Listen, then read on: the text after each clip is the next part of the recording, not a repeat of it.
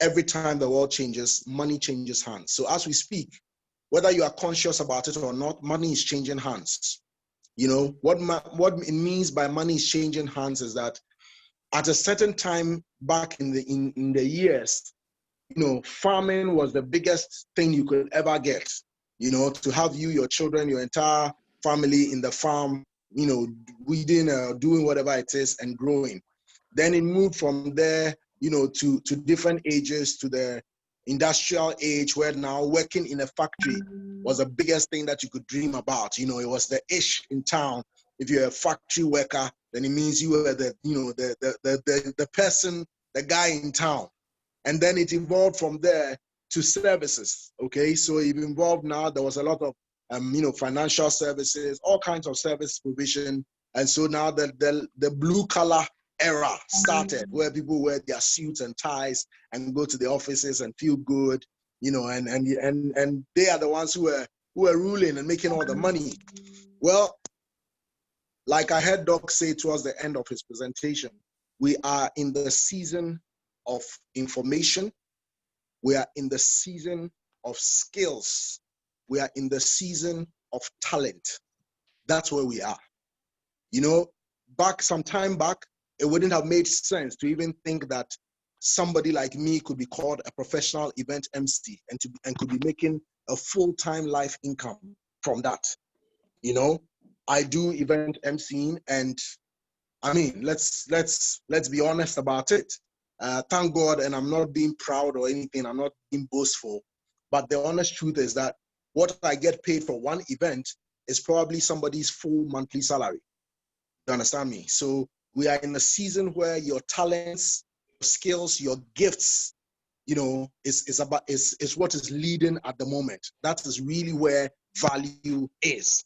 So if you are in an environment, in an opportunity that allows you to be your full 100% self, allows you to bring your gifts, whether your gift is leadership, whether your gift is speech, whether your gift is just being attentive to detail, whether your gift is just being analytical, whether your gift is just that you have great credibility, whether your gift is just that you are able to command attention, whether your gift is that you are cool, calm, quiet, but at the back of stage, you are the person who does scheduling and allows people to come out in the open and to lead in presentations. If you have an environment, if you have an opportunity that allows you to apply your gifts in such uniquely, you know, in such effective manner, so that irrespective of who you are and what you bring on board, you are still valuable and you contribute significantly to it,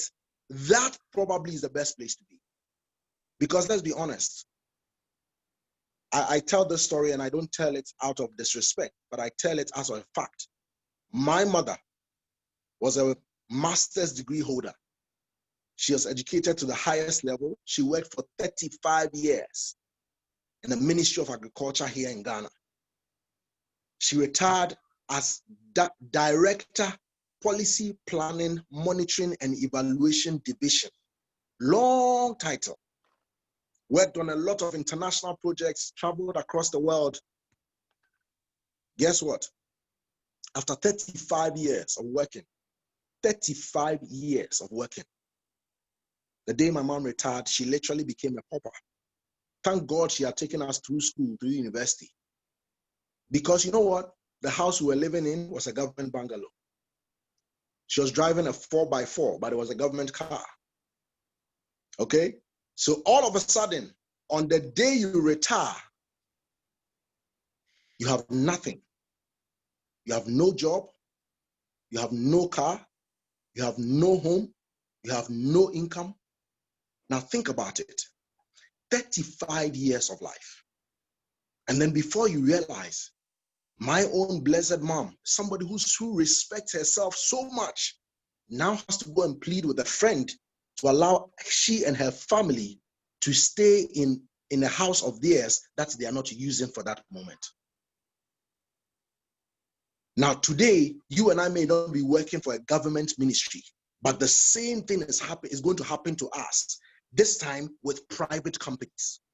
You can work with a bank for 20, 25, 30 years. People are driving around in cars. Trust me, half of them is loans that they haven't finished paying yet. People are living in some flashy, beautiful new homes. Trust me, it is a mortgage that they have not even paid half yet. Some people want to quit their jobs, but they cannot quit because they have loans that are tied them to the company. They cannot even quit if they want to quit. If God forbid and they die today, their children will carry the burden of those loans upon their heads. Meanwhile, we may see them in their lovely suits and ties, and we will envy them. Well, let me tell you what my day has been like today. I slept around 3 a.m. yesterday because I went to host an event, but also because I was closing up on some aspects of our business. I woke up around 6 a.m. because I got a call from one of our partners to help them to clarify things for one of our new members. After that, I had a training session at 8 a.m. After that training session at 8 a.m., it went on till about 9, and then I had a Zoom call, just like we're having now. With our team, we did a presentation, and then since then, I've been on the phone. To be very, very honest with you, the whole day I've not even taken my bath. Okay, I have not even taken my bath, in all honesty. I put on this shirt just to look presentable for you guys. But literally, I've been in my house the whole time, in my boxer shorts. But guess what? With my laptop, with my mobile phone, and with an amazing opportunity globally, I've had conversations today, probably across 3 different continents. I've had conversations across 3 different continents. And even though I have not left my house today alone, I probably have already made over $1,000. And I have not even left my bedroom. That is where the world is now. That is where the world is. The world is at an opportunity, a place where you need to listen to your convictions. You need to listen to your heart, because God is whispering to all of us every single day. You need to hear what the Lord is telling you about yourself. And when you hear what God says to you, let nobody allow you to forget what you heard, because it is only you that the Lord spoke to. Trust me. It is only you that the Lord spoke to. You are seeking a life of impact. How can you make impact if you yourself, you have not impacted on your own life? How can you inspire others if you yourself, you are not inspiring yourself every single day? If you are not solving problems, how can you be called a problem solver? If you are not breaking through some things in life, how can you celebrate a breakthrough? Sometimes we use words that we don't pause to even think about it. For it to be a breakthrough, you have to break through something. So my question to you today, what are you breaking through in your life? It may be as simple as laziness, as simple as procrastination, as simple as breaking through the barrier of limited networks. Because the world is not about who you know, it's a lie. It's about who knows you. When Doc introduced me on this platform and asked how many of you know me, you know why? Do you know why you are paying attention to me? You are paying attention to me because you know me, because you've heard about me, and because somebody you respect has introduced me to you. So my question to you is, who knows you? Who has heard about you? And who do other people respect who is ready to introduce you on any platform, anywhere? So at the bottom line of it is, for what I do, trust me, I see it as my ministry. It is a ministry of financial empowerment. It is a ministry of impact. It's a ministry of allowing the world to enjoy the beauty and the magic of travel. But above all, it is to leave a legacy and to leave an inheritance for my children's children. So, I'm not saying stop looking for what you are looking for. Go ahead, but maximize your downtime to be able to build something that is for you. The days when government takes care of people is gone. It will never come back. The days when companies take care of people, it is gone. It will never come back. The days when institutions took care of people is gone. It will never come back. Today, people take care of themselves. And then when they have taken care of their basic needs, their mind now allows them to take care of other people. So I want to challenge you. There is somebody whose life sustenance depends upon you being able to reach to them. But for you to reach to them, you need to take care of your own needs, your own family. You need to secure your own base. Then you can reach out a hand to support, because you cannot give what you do not have. So my question is, what do you have? If you don't have anything, find it. Maybe it's already with you, but you are not aware. Maybe it's already been spoken into your spirit, but you have not heard. Maybe it's been shown to you, but you have not allowed yourself to see. I know I may be speaking in a lot of generalities and you may not understand, but that is what I feel right now. And I believe that if this is for you, you will know that it is for you. Because every single day, God is throwing ideas into the world. 1,000 people will hear the same idea on the same day. Out of the 1,000, maybe 300 of them will remember what was told to them, and they will write it down. The remaining 700 will not write it down. So the next moment, when the next trotro does, then already the idea is gone out of their heads. The remaining 300 who heard it, out of the 300, maybe only 50 will actually write it down and keep it as a record so that they'll come back to it. The others, they thought they'll remember it. After a day, it's gone. Out of the 50 who write it down, maybe only 10 will go back and read what they have actually written down. The remaining 40, they will never go back to read what they have written down. And out of the 10 who go back to read, maybe only one person will take that idea and actually do something about it. And that idea will become their breakthrough. It will become their success. It will become their legacy. But guess what? God spoke to 1,000 people. You know the amazing thing about it?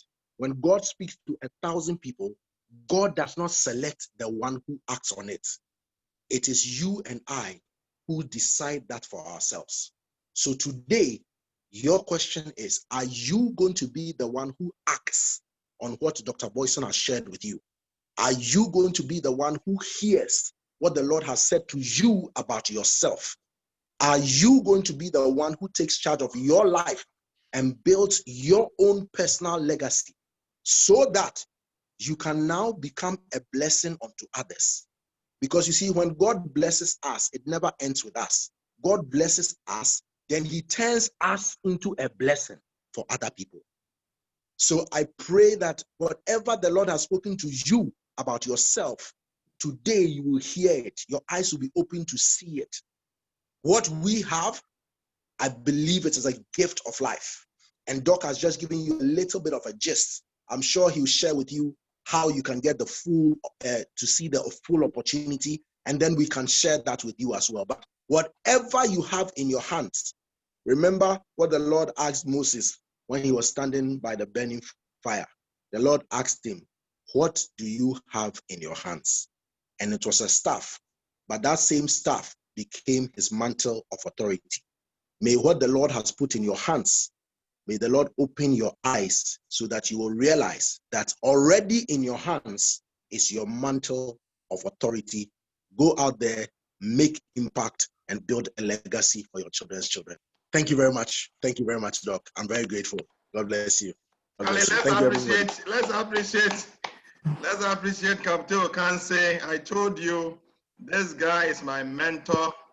And hey, Charlie. You see, I paused the thing, but when it got to this session, I recorded this exclusively. So I sent it to you. Yeah. What? All right, so guys, this is my mentor. This is the guy through whom which I got to know of what the concept, I didn't talk about the concept, I talked broadly. I have posted in the chat a link and my number. At 8 p.m. there is a presentation this evening. Join the Zoom call. If indeed it is you that God spoke to and you are hearing, and like my brother Kabutey said, the 1,000 people on this call, I'm saying that figuratively, the link that I've posted there, some will copy, that's fine. Others will look at it and they will ignore, that is fine. But what is going to happen is that those who are going to act on it is going to change their life.